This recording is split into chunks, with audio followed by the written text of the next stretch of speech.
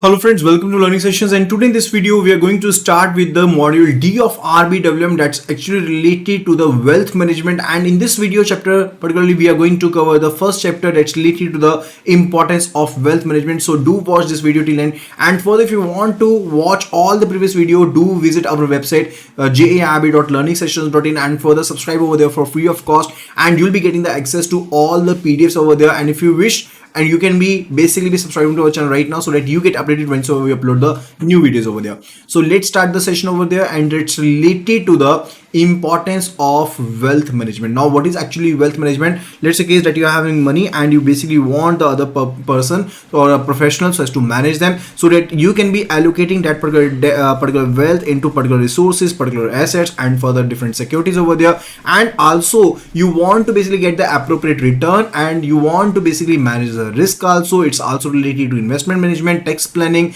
estate planning, retirement planning. So all these things are covered in it. So it's a broad prospect, and further it's the wealth management over there. Now let's have a look at the key aspects of the same. First of all, it's related to investment management. Now what is actually investment management? That you basically want the wealth into different assets or different securities over there, and you want to grow that particular over the time over there. It's basically including the different strategies like portfolio management. We want to manage the risk over there. We basically want the optimum returns on our financial goal based upon our financial goals, and also we want to hedge ourselves, right? That's under the investment management over there. And if we look at the financial planning, it's actually related to the comprehensive strategy that's related to we basically want to manage our finances over there, right? So whatsoever the finances we are having, we want to manage them, and further we want to achieve the financial goals over there. And further it basically related to what? That we want to analyze the current financial position. We will be setting up some goals, and we will be developing the strategy based upon the same. We'll be developing a roadmap for the same,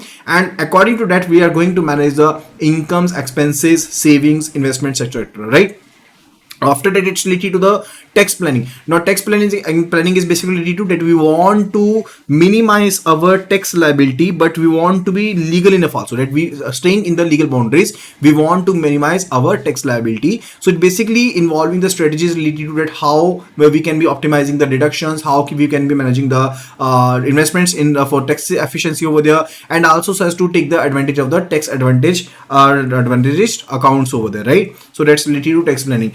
Like the different deductions are available to you under section 80C, 80D, 80E, 24B, etc., right? And after that, it's related to retirement planning. Now retirement planning is actually related to that we want to focus on building the sufficient savings that are to be maintained so as to basically support our desired lifestyle during our retirement, right? So we will be estimating the future expenses, we'll be considering the different things, and further we can be looking into different assets we can be investing the money into, so that we'll be having a regular income at the time of a retirement, right? Further, it's related to risk management. Now definitely at every part where you are investing, the risk is involved, and our main thing is related to that we want to reduce that particular risk. We want to reduce the risk involved. We want to minimize the risk. We want to mitigate the risk over there. And also it may be related to the insurance coverage. It may be related to usage of derivatives, or it may be related to some strategic decisions, so that we can protect our assets, right? Further, it's related to succession planning. Now succession planning is related to what? Smooth transfer of assets from one generation to another generation, or from one generation to other beneficiaries over there. So it basically involves like passing of the assets in a family business, or setting up the trust for the same, and ensuring the well structured transition for the same, right? So on the whole, we can say that the particular wealth management is related to the investment management, it's related to financial planning, it's related to tax planning, retirement planning, risk management, and succession planning. Now let's have a look at the wealth management process. You can basically be memorizing the acronym that's related to अगर planning करनी है तो implement करो, अगर planning करनी है तो implement करो. That's actually related to what? That first of all we need to assess. Need to assess means that we must be looking for what are the different conditions, what are the different situations right now, right? What are the different goals over there? What are the different goals? What is the risk involved or risk tolerance related to person, right? Let's say case a person is there and they want their wealth to be managed. In that scenario, we must be understanding what is your goal, what your goal is, And further, what is your risk tolerance? What up to maximum extent you can be tolerating the risk over there? What are the unique circumstances related to individual and entity over there, right? Based upon that, the goals will be set up, and once the goals will be set up, we are to plan according to the same. That's the third step over there. That first of all, assess the person, assess the things, assess the surroundings, assess the quality of securities, assess the present market trends over there, and further set up the goals and for the plan based upon the same. And after that, implement the same. Whatsoever the goals, whatsoever the roadmap that you have set, we need to implement the same, right? It's related to decision making and different strategies over there. And after that, it's related to monitoring, that we need to monitor that is it working as we wanted it to work. And further, if there are any changes to be made, we must be made those sub changes so as to align it with our goals over there, right? So that's related to wealth management process. Now let's have a look at the wealth management approaches. First of all, it's related to asset allocation management. Now what do you mean by asset allocation management? That we need to allocate the asset to the different classes, right? Like we can be investing in stocks, we can be investing in debt securities, real estate, etc., so that we can be having a balanced and diverse portfolio. And the second approach, it's related to what? It's related to tactical management. It's related to the tactical management. Now tactical management is related to that we need to select the investment strategies. Like investment strategies would be based upon what? It will be based upon the current market conditions or the economic trends over there. And also we need to seize opportunities and mitigate the risks, right? We need to seize opportunities and mitigate the risks over there, right? Then further, it's related to, now as the name suggests, the tactical management is actually related to that will be having the different strategies or different tactics so as to manage the particular things, so as to manage the investments over there. Like we'll be looking into the market conditions, economic trends over there, and based upon that we will be looking at the different opportunities which are available, and we'll be trying to mitigate the risk over there over the short to medium term period over there, right? So that's a tactical management.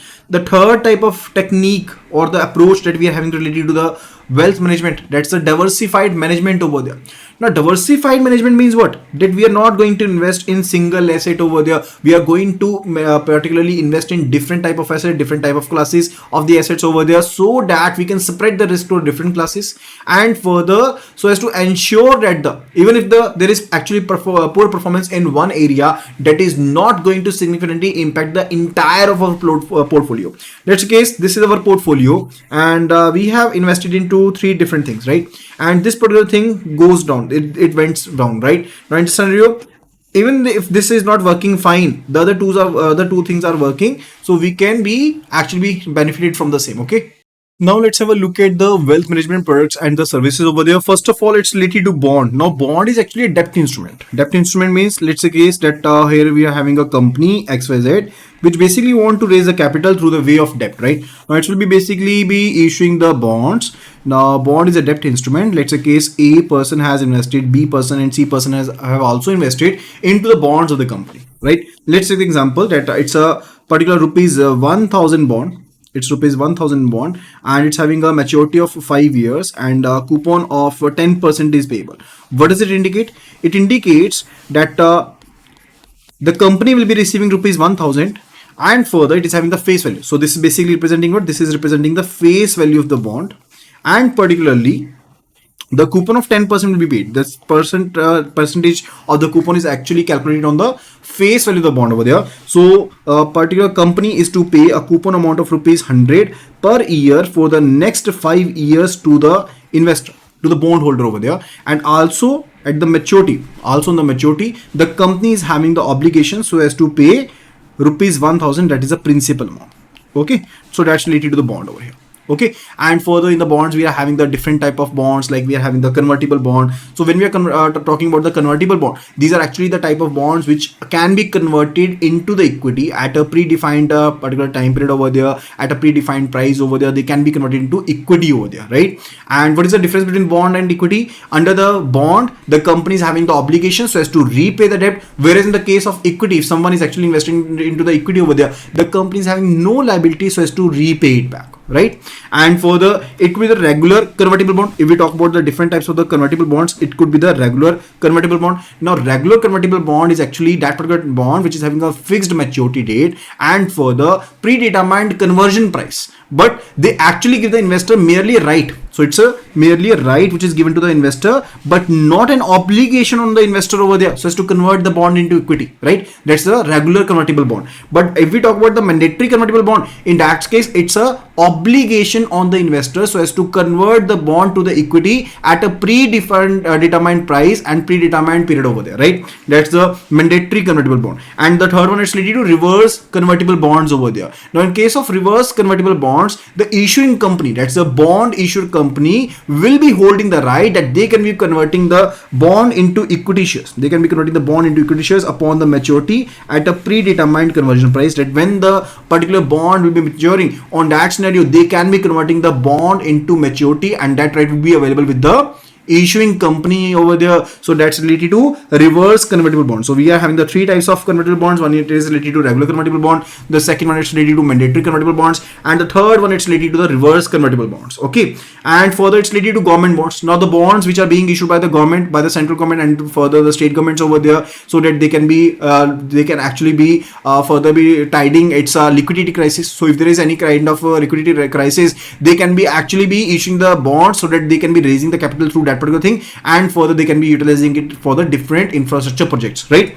And further it could be related to fixed rate bonds. Now fixed rate bonds are actually those particular bonds which are available for the period of 1 year to 5 years, and over the same the government is to pay fixed interest rate, the fixed interest rate over the entire tenure of the bond over there, right? That's a fixed rate bond over there. And also there are FRN are the floating rate bonds. Now in case of floating rate bonds, the coupon which will be paid, that will be linked to some benchmark rate, or some reference rate, like it could be LIBOR, that is a London interbank offer rate, or it could be MIBOR, that is Mumbai interbank offer rate, right? So that's actually related to what? That's related to the floating rate bonds, right?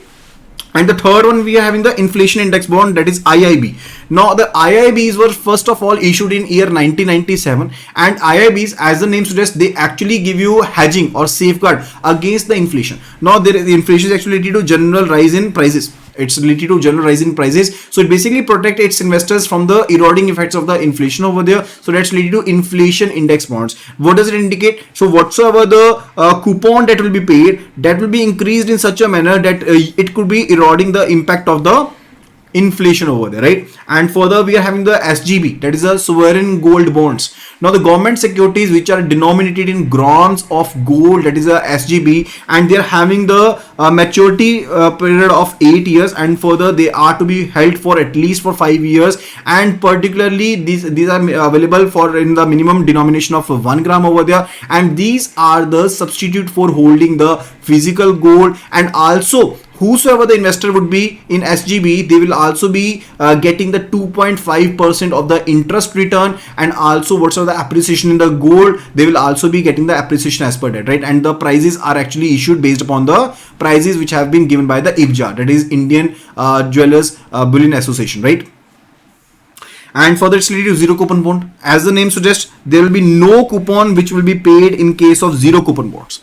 There will be no coupon that will be paid. Let's say case it's having a maturity, it's having a face value of rupees 1000. In case of zero coupon bond, the bond is issued at discount. Let's say case 1000 rupees bond was issued for rupees 800, and further on maturity the person will be getting the complete face value, that is of rupees 1000. That is actually the implied yield one will be earning in case of the zero coupon bonds over there, right? And further we are having the municipal bonds over there. Now municipal bonds are actually which are issued on behalf of the municipal corporation or bodies associated with them. Now whatsoever the amount that will be raised, that will be invested into some of the projects. And whatsoever the return the projects will be generating, that will be actually be distributed among the investors or the debt holders, right? And further it's related to revenue bonds over there. Now revenue bonds are also something like related which are issued by the state government and the central government or the local government over there, so as to finance the specific revenue generating projects.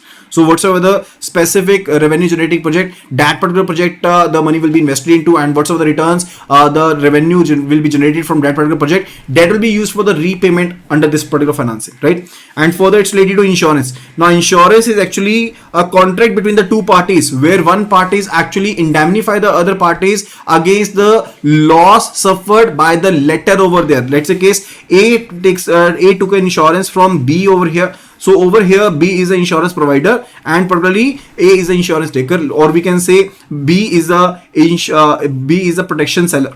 B is the protection seller and further A is a protection buyer over there. So that's the case, right? And in any of the event related to which have been covered under the main contract of insurance as per the agreement between these two, B will be indemnifying person A and B will be compensating person A over here. And we are having the different type of insurances, and for this particular case B will be providing the insurance to person A will be providing or paying a premium to person B over here, right? And further, let's have a look at the types of insurance policies. We are having the life insurance, which is actually covering the coverage of the particular, let's say case, if there is a demise of one person or particular person is diseased, in that scenario it will be protecting the family, right? That's a life insurance. And if we talk about the health insurance, like we are having the health insurance of Star Care or Religare or Care Insurance over there, what happens in that scenario, that if one is suffering against the medical expenses or whatsoever expenses or surgical expenses are there, those are actually covered, right? And for the related to auto insurance, like we want to get a cover against our vehicle, right?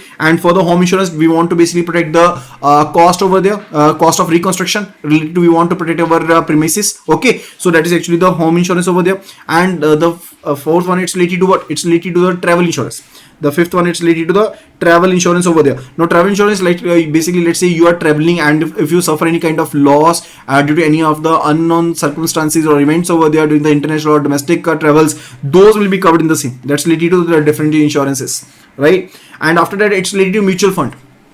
Now mutual fund is actually what? It's a collective investment vehicle. Let's say case, it's a pool of the funds. It will be the pool of funds. Now the different investors who basically want to invest, they will be actually pouring their money into this particular pool, and it is the pool of money which is created, and there will be a trust which will be created for this particular purpose. That trust will be managing the particular funds over here, and further there will be asset management company over there which will be created for specific purpose, and also there will be sponsor who has actually started the mutual fund over there. And further, now the funds will be managed by the trust, and they'll be taking care of the interest of the depositors over there, interest of the investors over there, and collectively this money will be invested into different particular assets. Like it will be invested into stocks or particular debt securities or other securities over there, so that the diversification is there, and also the risk is managed, right? So that is actually the case. And in India, mutual funds are generally handled by the fund managers are going to handle these particular mutual funds over there, and also referred to as a portfolio managers. These are also referred to as a portfolio managers over there, right? Now let's have a look at the types of mutual funds. So we are having the debt mutual funds. So where the funds is actually invested into debt securities, like these are invested into treasury bills, government bonds, so that we can be ensured about that will be getting the fixed rate of returns, right? So that's a debt mutual funds. And other than that, we are having the equity mutual funds, where the funds are going to be invested in stocks over there. Like it can be actively managed or passively managed, right? So if it is actively managed, in that scenario there is a prompt or frequent buying and selling of the different securities over there. And if it is passively managed, in that scenario the fund manager will be trying to replicate the performance of some indices, right? So that's the equity mutual fund. And for that, it could be the balanced mutual fund also, where the fund manager is investing in debt securities also and also into the equity securities, right? So that's actually related to the balanced mutual fund. And further, it's related to sectorial funds. Now in case of sectorial funds, the funds are being invested into some particular kind of sector only. Like we may be investing in IT, banks, pharma, FMCG, right? So that is actually related to sectoral funds. And further, it's related to ELSS, that is the equity linked savings scheme. Now this will be offering potential tax benefit. Now if we basically do invest in ELSS over there, in that scenario what happens, that will be getting the tax benefits also. And further, it is covered under 80C. It is covered under 80C, and the amount up to rupees 1 lakh can be invested per year. So we will be getting the deductions under the 80C over there, right? And also we'll be getting the benefit of appreciation. Like basically, primarily we are going to invest into the equities over there, into stocks over there. We'll be getting the benefit also, right? And further, it's related to open-ended funds. Now open-ended funds are particularly those funds in which we can be subscribing and repurchase on a continuous basis over there. Like we entered the scheme, and further we can be subscribing to the scheme anytime, we can be entering the scheme anytime, and we can be repurchasing the particular particular units of mutual funds at any time over there, right? So these schemes will not be having a fixed maturity period. They will not be having any kind of the fixed maturity period, and investors can conveniently buy and sell the units over there, right? And the other one, it's related to the close-ended scheme over there, or close-ended funds. In case of close-ended funds, they will be having a stipulated maturity, and the fund will be open for interest or for subscription for a limited time period only, for specific time period only, and during the launch period only, right? That's related to closed-ended scheme. Further, it's related to strategies for investment in mutual funds. The first, it's related to SIP, that is a systematic investment plan. Now, in case of SIP, that is a systematic investment plan, you're not going to basically invest heftily at one instant, but you're going to basically invest a particular regular amount at regular intervals over there. That's a case that I basically enter into the SIP of rupees 5k. Now, I'm going to basically invest rupees 5,000 each and every month, and I'll be purchasing the mutual fund units from these particular 5,000 for the rest of particular period over there. That's related to systematic investment plan. So individual will be investing the small amounts at regular interval in the mutual fund, and that is the case. And further, it's related to systematic withdrawal plan. In case of systematic withdrawal plan, you'll be in basically you are going to doing what? You are going to invest a lump sum amount. Let's say case I invested rupees 20 lakhs into the SWP, and particularly after that I'll be getting a systematic regular amount at regular intervals over there, right? So individuals first will be going to deposit the funds in the mutual fund, and further after that individuals can redeem the money from the mutual fund at regular intervals. That's the SWP, right? And after that, it's related to alternative asset.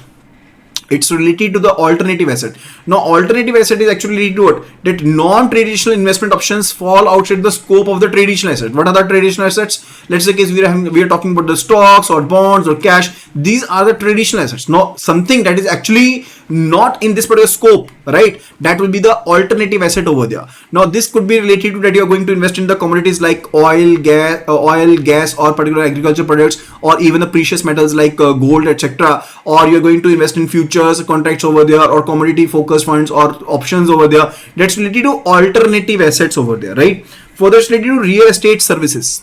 Now there are also real estate funds. Now real estate funds will be doing the, but as such we were having the mutual funds, the money will be pooled, and rather than investing into the debt securities or equity securities, the money is going to be invested into the real estate assets over there. You're going to actually invest the money into real estate assets, and whatsoever the return you'll be getting, by whether the way of capital appreciation or by way of tenancy in that particular real estate that have been purchased by the trust over there, the money, 90% of the money will be distributed among the investors. That will be distributed among the investors over there. That's actually related to real estate funds over there. And we are having the different type of funds, like we are having the REIT, that is actually related to the real estate investment trust over there, right? So these are the different options available with us. And for the real estate funds, invest in bonds, instruments secured by the property. They are going to invest in bonds and instruments which are secured by the property instead of owning property over there, right? So they won't be owning the property over there, but they will be investing into those bonds and instruments over there which are secured by the property over there, because they are, as we talk about the bonds and particular instruments over there, in that scenario they are basically very much volatile, and further there is high risk over there. But if they're secured by way of property, then definitely they are lesser riskier, right? Now, in case of REIT, that is a real estate investment trust, manage the real estate portfolio. They are going to manage the real estate portfolios and mortgages, including the leasing services, and they will be generating the rental income from the same, and the same 90% will be distributed among the investors over there, right? And after that, it's related to private banking. Now, what do you mean by private banking? Private banking is actually related to providing the specialized or particularly tailored services like income, let's say tax planning services, or investment management services, or personal banking services, or safeguarding services, or risk management services, or other financial services to the high net worth individuals, right? That is particularly said to be the private banking over there. Now, in case of private banking, they actually offer their clients information and advice service also, so that they can be investing into the different investment options over there, right? So the private banking aims to provide best investment and wealth management products. Okay, so it's related to specific special banking services provided to the high net worth individuals. Now let's have a look at the benefits of the wealth management. First of all, it's having a holistic approach. It's not related to that you are going to basically go for the wealth management services and it will be working in a month or something. It will be working over a long period of time. Basically, let's say you want to invest in short-term securities, long-term securities, you want to basically manage your assets, you basically want to go for the retirement planning or something, or for tax planning or something, right? So those all things will be covered. So it's a holistic approach. So it's covering the various aspects related to it, right? And further it's related to personalized strategies, because the professionals will be providing you with the professional approach related to which will be intending to cover the individual goals, because the objectives may be different, risk tolerances may be different, so there will be personalized touch and for the tailored products, right? And expert guidance is there, right? And also diversification is there. As I told you, the investment will be under the different classes of assets over there, and it will be helping you so as to achieve your goals. You can be managing your risk very well. Tax efficiency is there, because the profession will be trying so as to work in such a manner that you are under the legal boundaries, and at the same time you're trying to reduce the tax liability of yours. And peace of mind is there definitely, because the professionals are there and well structured financial plan is there which you are to work upon. So peace of mind is there, and definitely there is actually leading to it. It's leading to the long term success, which will be helping the individuals so as to navigate various life stages and economic cycles, and it will be fostering the long term financial success. Okay, so that will be related to this particular chapter, and that will be all related to this particular video over here. So thank you so much. Do not forget to rate this particular video. Do like this video and share this video among your friends and colleagues who have been preparing for the JIB 2024.